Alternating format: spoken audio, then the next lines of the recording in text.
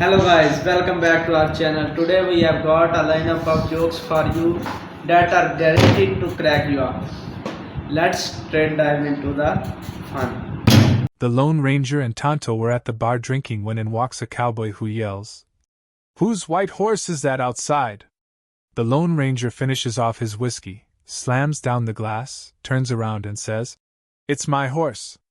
Why do you want to know?" The cowboy looks at him and says, "Well, your horse is standing out there in the sun, and he doesn't look too good."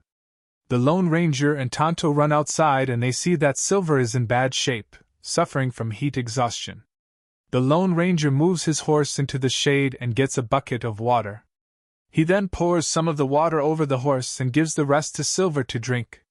It is then that he notices that there isn't a breeze, so he asks Tonto if he would start running around Silver to get some air flowing and perhaps cool him down. Being a faithful friend, Tonto starts running around Silver. The Lone Ranger stands there for a bit, then realizes there is not much more he can do, so he goes back into the bar and orders another whiskey. After a bit, a cowboy walks in and says, "Whose white horse is that outside?"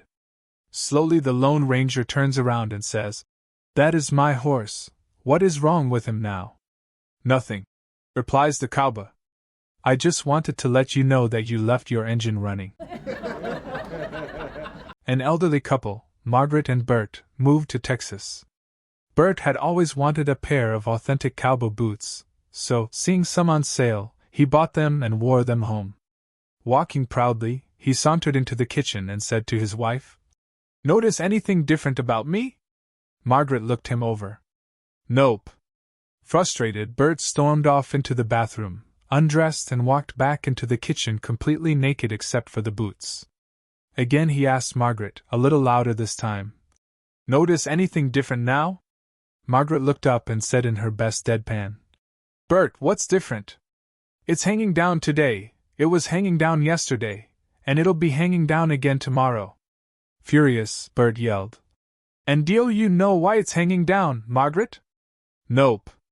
Not a clue," she replied. "It's hanging down because it's looking at my new boots."